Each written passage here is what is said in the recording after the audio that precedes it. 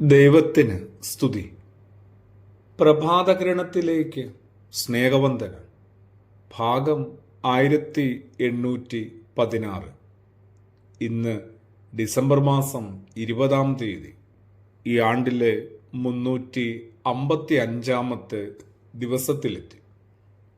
ഈ വർഷം തീരാൻ ഇനി 11 ദിനങ്ങൾ കൂടിയുള്ളൂ.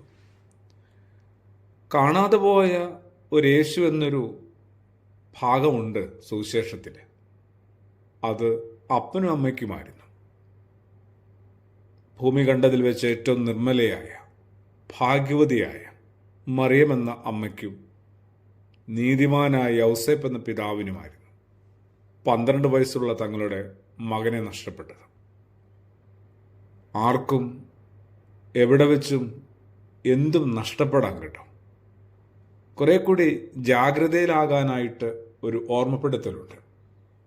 3 ദിനത്തെ കഠിനമായ അന്വേഷണങ്ങൾക്ക് പരിശ്രമങ്ങൾക്കൊടുവിൽ ദേവാലയത്തിൽ വെച്ച് അപ്പനും അമ്മയും മകനെ കണ്ടെത്തുന്നുണ്ട്.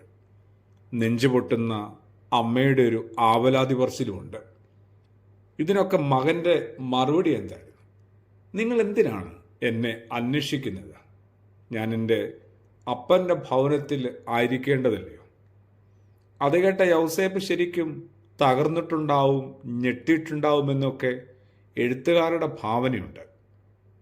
എന്തായാലും യൗസേപ്പ് അഭിമാനം കൊണ്ടും നിറഞ്ഞിട്ടുണ്ടാവും. കർത്താവിൻ്റെ സ്വയ അവബോധത്തെ അവിടെ പ്രകാശിതമാകുകയാണ്.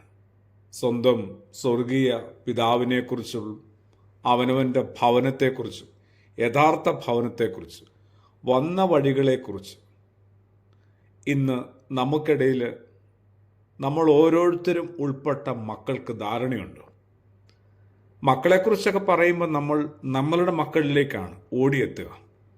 എത്ര പ്രായമുണ്ടായാലും നമ്മൾ മക്കളാണ്. എന്നിട്ട് ദൈവത്തെക്കുറിച്ചും ദൈവഭവനത്തെക്കുറിച്ചും അവിടെയും ഞാൻ ആയിരിക്കേണ്ടതല്ലേ എന്ന ഒരു തിരിച്ചറിവുമൊക്കെ നമുക്കുണ്ടോ? മറിച്ച് ടി വിയുടെയും മൊബൈൽ ഫോണിൻ്റെയും ലാപ്ടോപ്പിൻ്റെയും വെബ് ക്യാമിൻ്റെയും വിവിധതരം ആപ്പുകളുടെ മധ്യത്തിലായി പോകുന്നത് എന്തുകൊണ്ടാണ്? ഇതൊന്നും വേണ്ടെന്നല്ല. എന്തായാലും എല്ലാം വേണം. ഉടയവനായ ദൈവവും വേണ്ടതല്ലേ? ഏറ്റവും പ്രധാനപ്പെട്ടതിനെ നമ്മൾ വിസ്മരിച്ച് കളയുന്നുണ്ട്. ഒരക്ഷരം ഉരിയാടാതെ മകനെയും കൂട്ടി നല്ലത് വരട്ടെ എന്ന് പ്രാർത്ഥിച്ചുകൊണ്ട് മുമ്പോട്ട് പോകുന്ന യൗസേപ്പ് എന്ന് പറഞ്ഞ പിതാവ്. പലപ്പോഴും പുതുവസ്ത്രങ്ങളൊക്കെ വാങ്ങണമെന്ന് ആഗ്രഹമുണ്ടായിട്ടും വേണ്ടാന്ന് വെക്കുന്ന അപ്പന്മാരുടെ മക്കളായിരുന്നു നമ്മൾ. അങ്ങനെ പിതാക്കന്മാരുടെ പല ത്യാഗങ്ങളുടെയും പ്രതീകം കൂടിയാണ് യൗസേപ്പ് എന്ന് പറഞ്ഞ പിതാവ്. എല്ലാ കാലത്തും ലോകപ്രകാരം ഇങ്ങനെ ഭോഷന്മാരായ കുറെ നല്ല അപ്പന്മാരുണ്ടായിരുന്നു. അവരുടെ വിയർപ്പാണ് തങ്ങളുടെ ഉയർച്ചയ്ക്കുള്ള വിത്തുകളെ നനച്ചതെന്ന് പുതുതലമുറ പലപ്പോഴും മറന്നു പോകുന്നുണ്ട്. വളർത്തി വലുതാക്കിയ മകനെ നാട്ടുകാർ ഭ്രാന്തനെന്ന് വിളിക്കുന്നത്, പിശാച് ബാധിതനെന്ന് വിളിക്കുന്നത് യൗസേപ്പ് കേട്ടിട്ടുണ്ടാവും. അതും ആ പിതാവിൻ്റെ വലിയൊരു ത്യാഗത്തിൻ്റെ സഹനത്തിൻ്റെ മുറിവുകൾ തന്നെയാണ്. പ്രാർത്ഥനയോടുകൂടി ആമേൻ.